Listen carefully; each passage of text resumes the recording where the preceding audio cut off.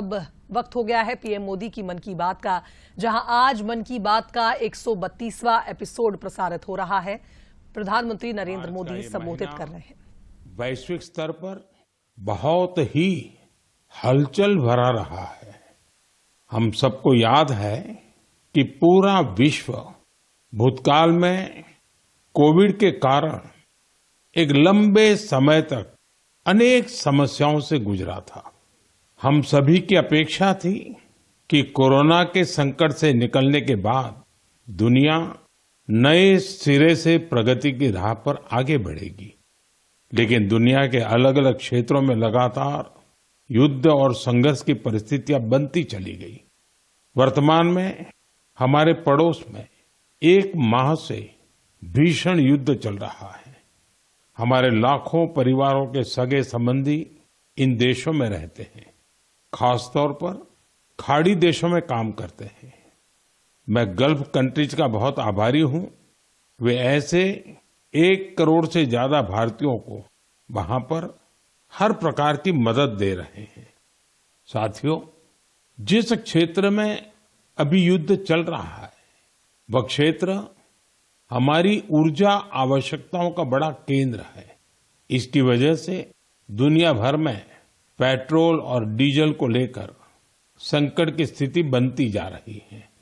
हमारे वैश्विक संबंध, अलग अलग देशों से मिल रहा सहयोग और पिछले 1 दशक में देश का जो सामर्थ्य बना है, इनकी वजह से भारत इन परिस्थितियों का डटकर मुकाबला कर रहा है। साथियों, निश्चित तौर पर यह चुनौतीपूर्ण समय है। मैं आज मन की बात के माध्यम से सभी देशवासियों से फिर यह आग्रह करूंगा कि हमें एकजुट होकर इस चुनौती से बाहर निकलना है। जो लोग इस विषय पर भी राजनीति कर रहे हैं, उन्हें राजनीति नहीं करनी चाहिए। यह देश के 140 करोड़ देशवासियों के हित से जुड़ा विषय है। इसमें स्वार्थ भरी राजनीति का कोई स्थान नहीं है। ऐसे में जो भी लोग अफवाह फैला रहे हैं, वे देश का बहुत बड़ा नुकसान कर रहे हैं। मैं सभी देशवासियों से अपील भी करूंगा कि वो जागरूक रहे, अफवाहों के बहकावे में न आए। सरकार की तरफ से जो आपको निरंतर जानकारी दी जा रही है, उस पर भरोसा करें और उसी पर विश्वास करके कोई कदम उठाएं। मुझे हर बार की तरह इस बार भी विश्वास है कि जैसे हमने देश के 140 करोड़ देशवासियों के सामर्थ्य से पुराने संकटों को हराया था, इस बार भी हम सब मिलकर के इस कठिन हालत से बहुत ही अच्छी तरह बाहर निकल जाएंगे। मेरे प्यारे देशवासियों, भारत की ताकत यहाँ के कोटि-कोटि लोगों में निहित है। आज मन की बात में एक ऐसे प्रयास के बारे में बताना चाहता हूं जो देशवासियों की जन भागीदारी की भावना को दर्शाता है। ये प्रयास है ज्ञान भारतम सर्वे, जिसका संबंध हमारी महान संस्कृति और समृद्ध विरासत से है। इसका उद्देश्य देश भर में मौजूद मैन्युस्क्रिप्ट्स यानी पांडुलिपियों के बारे में जानकारी जमा करना है। इस सर्वे से जुड़ने का एक माध्यम ज्ञान भारतम ऐप है। आपके पास अगर कोई मैन्युस्क्रिप्ट है, पांडुलिपि है या उसके बारे में जानकारी है, तो उसकी फोटो ज्ञान भारतम ऐप पर जरूर साझा करें। हर एंट्री से जुड़ी जानकारी को दर्ज करने से पहले उसकी पुष्टि भी की जा रही है। मुझे इस बात की खुशी है कि अब तक हजारों मैन्युस्क्रिप्ट्स, पांडुलिपि लोगों ने शेयर की है। उदाहरण के तौर पर अरुणाचल प्रदेश के नामसाई के चा नंती सिंह लोआंग जी ने ताई लिपि में पांडुलिपियां साझा की है। अमृतसर के भाई अमित सिंह राणा ने गुरुमुखी लिपि में पांडुलिपि शेयर की है। यह हमारी महान सिख परंपरा और पंजाबी भाषा से जुड़ी लिपि है। कुछ संस्थाओं ने पाम लीफ यानी ताड़ के पत्तों पर लिखी मैन्युस्क्रिप्ट दी है। राजस्थान के अभय जैन ग्रंथालय ने कॉपर प्लेट्स पर लिखी बहुत पुरानी पांडुलिपियां शेयर की हैं। वहीं लद्दाख की हेमिस मॉनेस्ट्री ने तिब्बती में बहुमूल्य पांडुलिपियों के बारे में जानकारी दी है। यहाँ पर मैंने कुछ ही उदाहरण दिए हैं। ये सर्वे जून के मध्य तक जारी रहने वाला है। आप सभी से मेरा आग्रह है कि अपनी संस्कृति से जुड़े पहलुओं को सामने लाएं और शेयर करें। मेरे प्यारे देशवासियों, भारत दुनिया का सबसे युवा देश है। देश के युवा की ताकत जब राष्ट्र निर्माण में जुड़ती है तो बहुत बड़ी मदद मिलती है। राष्ट्र निर्माण के इस दायित्व को निभाने में बड़ी भूमिका निभा रहा है मेरा युवा भारत यानी माय भारत संगठन। ये संगठन देश के युवाओं को अलग अलग पॉजिटिव गतिविधियों से जोड़ रहा है। हाल ही में माय भारत द्वारा बजट फेस्ट का आयोजन किया गया। इसका मकसद था देश भर के युवाओं को बजट प्रक्रिया और नीति निर्माण से जोड़ना। इससे जुड़ी क्विज में देश भर से करीब 12 लाख युवाओं ने हिस्सा लिया। क्विज के बाद करीब 1,60,000 प्रतिभागियों को निबंध प्रतियोगिता के लिए चुना गया। मुझे इनमें से कुछ निबंध पढ़ने का अवसर भी मिला। इनसे पता चलता है कि मेरे युवा साथी देश के विकास में अपना योगदान देने के लिए कितना तत्पर है। तेलंगाना के सूर्यापेट से कोटला रघुवीर रेड्डी, उत्तर प्रदेश के बाराबंकी से सौरभ बैसवार और बिहार के गोपालगंज से सुमित कुमार ने किसान कल्याण से जुड़े टॉपिक पर लिखा है। पंजाब के मोहाली से आंचल और ओडिशा के केंद्रपाड़ा से ओम प्रकाश रथ ने वुमेन लेड डेवलपमेंट को आगे बढ़ाने के तरीकों पर अपने विचार प्रकट किए हैं। हरियाणा के यमुनानगर से प्रथम बरार ने लिखा है कि ग्रीन और क्लीन भारत ही समृद्ध भारत का मार्ग है। इससे उनकी गहरी सोच का पता चलता है। दिल्ली के शंख गुप्ता का सुझाव है कि ग्रामीण क्षेत्रों में खेल प्रतिभाओं की पहचान के लिए और अधिक प्रयास होने चाहिए। हमारे युवा साथियों ने स्किल डेवलपमेंट और ईज ऑफ डूइंग बिजनेस पर भी अपने विचार साझा किए हैं। मैं उन सभी युवाओं की सराहना करता हूं जो अपने आइडियाज शेयर कर रहे हैं। ये विचार देश को आगे ले जाने में बहुत अहम है। मेरे प्यारे देशवासियों, देश भर के क्रिकेट फैंस के लिए यह महीना जोश और उत्साह से भर देने वाला रहा है। जब भारत ने T20 वर्ल्ड कप में ऐतिहासिक जीत दर्ज की तो देश में हर तरफ खुशी की लहर दौड़ गई। अपनी टीम की शानदार सफलता पर हम सभी को बहुत गर्व है। पिछले महीने के आखिर में कर्नाटका के हुबली में एक बहुत ही रोचक मुकाबला देखने को मिला। इस मुकाबले को जीतकर जम्मू कश्मीर की क्रिकेट टीम ने रणजी ट्रॉफी को अपने नाम कर लिया। सबसे खुशी की बात है कि करीब 7 दशकों के लंबे इंतजार के बाद इस टीम ने अपना पहला रणजी खिताब हासिल किया। यह अभूतपूर्व सफलता खिलाड़ियों के कई वर्षों के निरंतर प्रयासों का परिणाम है। टीम के कप्तान पारस डोगरा ने अद्भुत कौशल दिखाया। अपने नेतृत्व से इस जीत में उन्होंने अहम योगदान दिया।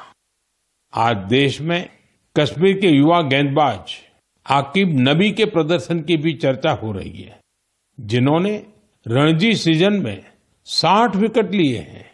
इस जीत से टीम के खिलाड़ी और कोचिंग स्टाफ के साथ साथ जम्मू कश्मीर के लोग बहुत रोमांचित हैं। क्रिकेट के मैदान में इस शानदार प्रदर्शन के बाद वहां के युवाओं में खेलों के प्रति उत्साह और बढ़ गया है। आने वाले समय में यह कई युवाओं को स्पोर्ट्स को अपनाने के लिए प्रेरित करेगा। जम्मू कश्मीर के लोगों में खेलों को लेकर गजब का जज्बा रहा है।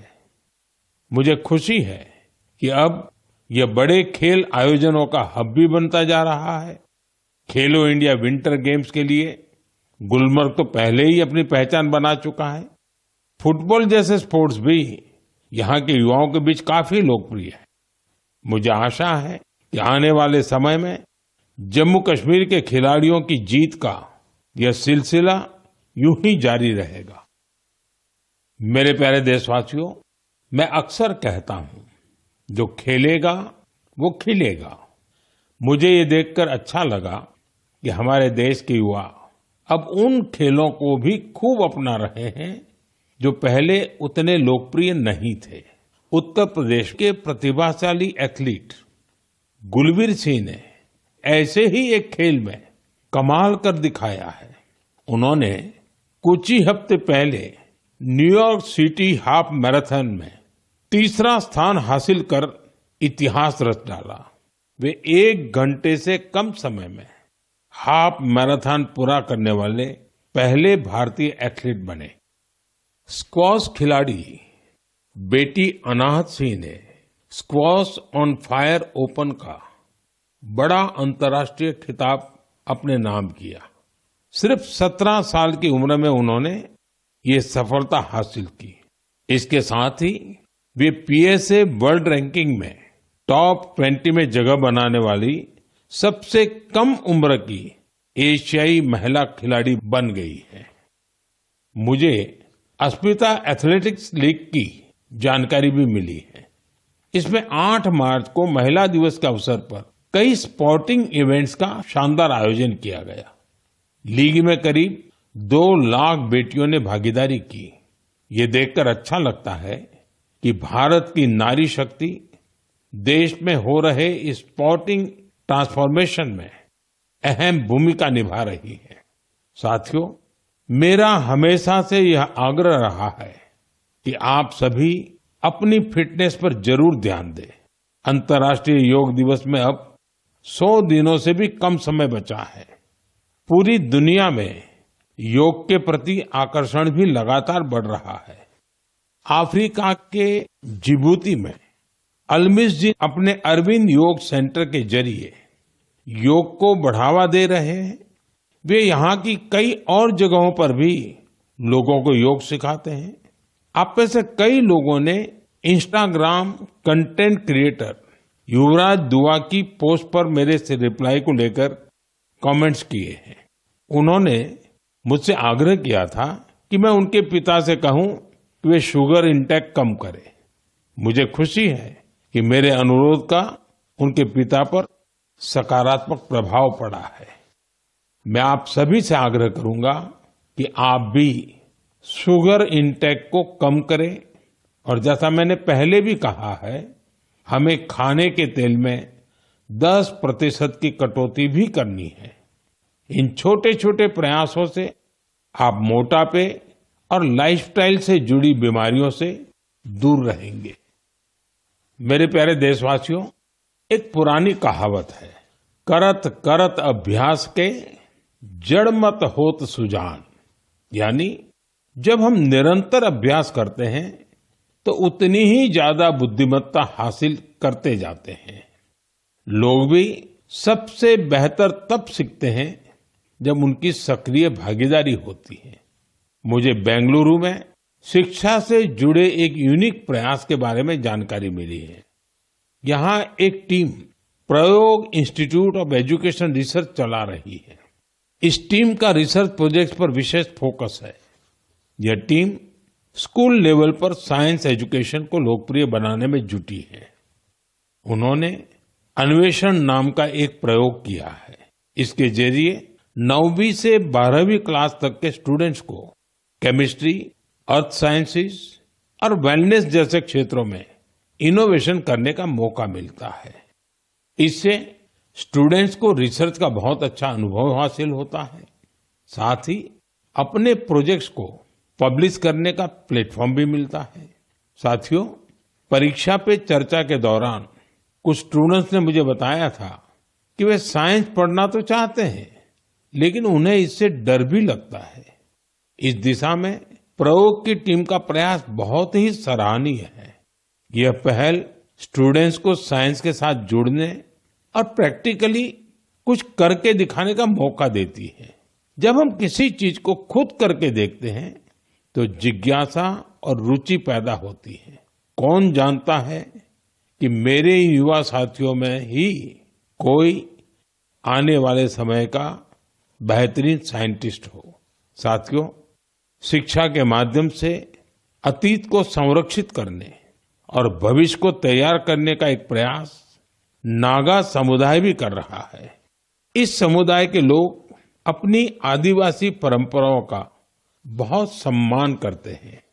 वो इस पर गर्व तो करते ही हैं, साथ ही अपनी अप्रोच को आधुनिक भी रखते हैं। नागा ट्राइब्स में मोरुंग लर्निंग की एक पारंपरिक व्यवस्था थी। इसमें बुजुर्ग लोग अपने अनुभवों से युवाओं को पारंपरिक ज्ञान, इतिहास और लाइफ स्किल्स के बारे में बताते थे। समय के साथ यह सिस्टम अब मोरुंग कॉन्सेप्ट ऑफ एजुकेशन में बदल गया है। इसके माध्यम से बच्चों में गणित और विज्ञान जैसे विषयों में रुचि पैदा की जाती है। इसमें समुदाय के बुजुर्ग उन्हें कहानियां, लोकगीत और पारंपरिक खेलों के साथ लाइफ स्किल्स सिखाते हैं। इस तरह हमारा नागालैंड अपनी सांस्कृतिक विरासत को सुरक्षित रखते हुए बच्चों की शिक्षा को आगे ले जा रहा है। आपको भी अपने क्षेत्र में ऐसे प्रयासों के बारे में पता चले तो मुझे जरूर शेयर कीजिएगा। मेरे प्यारे देशवासियों, देश के कई हिस्सों में गर्मियों की शुरुआत हो चुकी है। यानी ये समय जल संरक्षण के अपने संकल्प को फिर से दोहराने का है। पिछले 11 वर्षों में जल संचय अभियान ने लोगों को बहुत जागरूक बनाया है। इस अभियान के तहत देश भर में करीब 50 lakh artificial water harvesting structure बनाए गए हैं। मुझे ये देखकर अच्छा लगता है कि अब जल संकट से निपटने के लिए गांव-गांव में सामुदायिक स्तर पर प्रयास होने लगे हैं। कहीं पुराने तालाबों की सफाई हो रही है, कहीं बरसात के जल को सहेजने के लिए प्रयास किया जा रहा है। अमृत सरोवर अभियान के तहत भी देश भर में करीब 70,000 अमृत सरोवर बनाए गए हैं। बारिश का मौसम आने से पहले इन सरोवरों की साफ सफाई भी शुरू हो गई है। आज मैं आपसे कुछ प्रेरक उदाहरण भी साझा करना चाहता हूं। ये उदाहरण बताते हैं कि जन भागीदारी से जल संरक्षण का काम कितना व्यापक हो जाता है। साथियों, त्रिपुरा की जम्पुई पहाड़ियों में बसा वागमुन गांव 3000 फीट की ऊंचाई पर बसा है। ये गांव पानी के गंभीर संकट का सामना कर रहा था। गर्मियों के दिनों में गांव के लोग पानी के लिए लंबी दूरी तय करते थे। आखिरकार गांव के लोगों ने बारिश की हर बूंद को सहेजने का निर्णय किया। आज वागमुन गांव के लगभग हर घर में rooftop rain water harvesting system स्थापित हो गया है। जो गांव कभी पानी की कमी से जूझ रहा था, वो जल संरक्षण की एक प्रेरक मिसाल बन गया है। साथियों, इसी तरह छत्तीसगढ़ के कोरिया जिले में भी एक अनोखी पहल देखने को मिली। यहाँ के किसानों ने एक सरल लेकिन प्रभावशाली आइडिया पर काम किया। यहाँ के किसानों ने अपने खेतों में छोटे छोटे रिचार्ज तालाब और सोखता गड्ढे बनाए, जिससे बारिश का पानी खेतों में ही रुकने लगा और धीरे धीरे वह जमीन के अंदर जाने लगा। आज इस क्षेत्र के 1200 से अधिक किसान इस मॉडल को अपना चुके हैं और गांव का ग्राउंड वाटर लेवल बहुत बेहतर हो गया है। इसी तरह तेलंगाना के मंचेरियाल जिले के मुदितगुंटा गांव में भी लोगों ने मिलकर पानी की समस्या दूर की है। गांव के 400 परिवारों ने अपने घरों में सॉकपिट बनाया और वाटर कंजर्वेशन का जन आंदोलन बना दिया। इससे गांव का ग्राउंड वाटर लेवल बेहतर हुआ है। साथ ही प्रदूषित पानी की वजह से होने वाली बीमारियां बहुत कम हो गई हैं। मेरे प्यारे देशवासियों, हमारे मछुआरे भाई बहन सिर्फ समुद्र के योद्धा नहीं है, बल्कि वे आत्मनिर्भर भारत के एक मजबूत नींव भी है। वे सुबह होने से पहले समंदर की लहरों से जूझते हुए अपने परिवार के साथ साथ देश की अर्थव्यवस्था को मजबूती देने में जुट जाते हैं। ऐसे मेहनतकश मछुआरों का जीवन आज कई तरह से आसान बनाया जा रहा है, चाहे बंदरगाहों का विकास हो या मछुआरों के लिए बीमा। ऐसी कई पहल उनके बहुत काम आ रही है। हम जानते हैं कि समंदर में उनकी गतिविधियों को मौसम का रुख बहुत प्रभावित करता है। इसे देखते हुए टेक्नोलॉजी के जरिए भी उनकी पूरी मदद की जा रही है। मुझे बेहद खुशी है कि ऐसे प्रयासों से हमारा फिशरीज सेक्टर न केवल समृद्ध हो रहा है, बल्कि कुछ नया करने का जज्बा भी भर रहा है। आज फिशरीज और सीवीड के क्षेत्र में नए नए इनोवेशन हो रहे हैं और हमारे मछुआरे भाई बहन आत्मनिर्भर बन रहे हैं। ओडिशा के संबलपुर की सुजाता भुयान जी एक गृहिणी थी, लेकिन वो कुछ नया करके अपने परिवार की और मदद करना चाहती थी। इसलिए कुछ वर्ष पहले उन्होंने हीराकुंड रिजर्वायर में फिश फार्मिंग शुरू की। शुरुआती दिन उनके लिए आसान नहीं थे। मौसम में होने वाले बदलाव, मछलियों के खाने का प्रबंध और घर की जिम्मेदारियों के साथ संतुलन बनाने में जैसी कई चुनौतियां थी, लेकिन उनका हौसला अडिग था। केवल 2-3 वर्ष के भीतर उन्होंने अपने प्रयास को एक फलते फूलते बिजनेस में बदल दिया। आज उनकी सफलता समुदाय की महिलाओं के लिए उम्मीद की नई किरण बन गई। साथियों, लक्षद्वीप में मिनिकॉय की हावा गुलजार जी की कहानी हमारी माताओं बहनों की अद्भुत संकल्प शक्ति को सामने लाती है। दरअसल वे एक फिश प्रोसेसिंग यूनिट चलाती थी, लेकिन उन्हें लगा कि उनके पास एक अच्छा कोल्ड स्टोरेज हो तो वे और बेहतर कर सकती है। इसलिए उन्होंने कोल्ड स्टोरेज यूनिट लगाने का फैसला किया।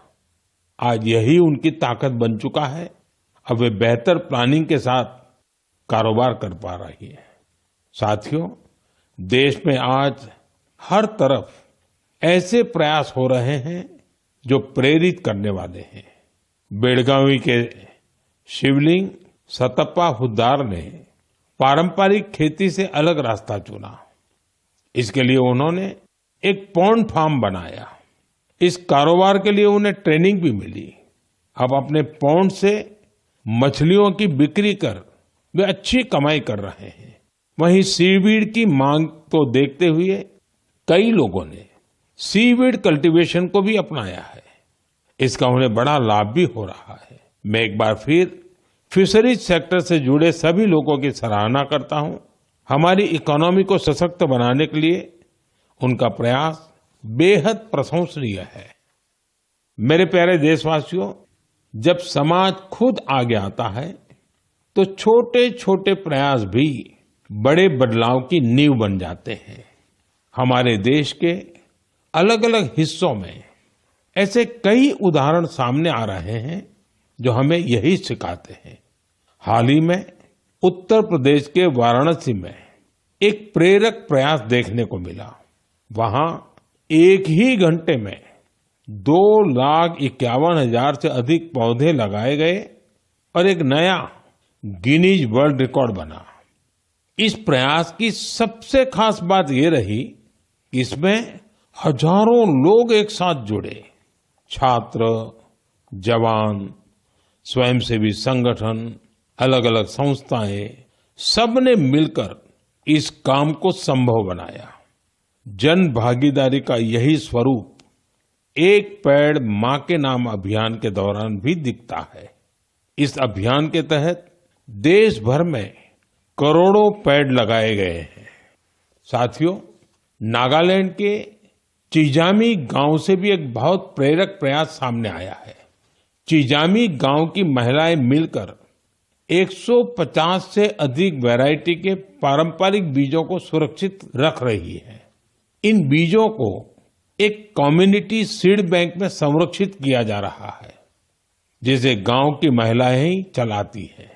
इनमें चावल, बाजरा, मक्का, दालें, सब्जियां और कई तरह की जड़ी बूटियां शामिल है। यह एक ऐसा प्रयास है जिसमें ज्ञान भी सुरक्षित है, परंपरा भी जीवित है और आने वाली पीढ़ियों के लिए एक मजबूत आधार भी तैयार हो रहा है। साथियों, आज जब दुनिया जलवायु परिवर्तन जैसी चुनौतियों का सामना कर रही है, तब ऐसे प्रयास हमें यह बताते हैं कि समाधान हमेशा कहीं दूर नहीं होता।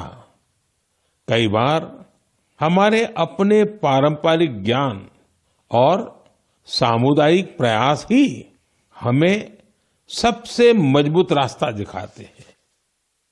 मेरे प्यारे देशवासियों, आज आप देश के किसी छोटे बड़े शहर में जाएंगे तो एक बदलाव आप जरूर नोटिस करेंगे। आपको बड़ी संख्या में घरों की छत पर सोलर पैनल लगे हुए दिखाई देंगे। कुछ साल पहले तक ये इक्का दुक्का घरों पर ही दिखता था, लेकिन आज पीएम सूर्यघर मुफ्त बिजली योजना का प्रभाव देश के कोने कोने में दिखने लगा है। इस योजना की वजह से गुजरात के सुरेंद्रनगर जिले की पायल मुजपरा के जीवन में बहुत बड़ा बदलाव आया है।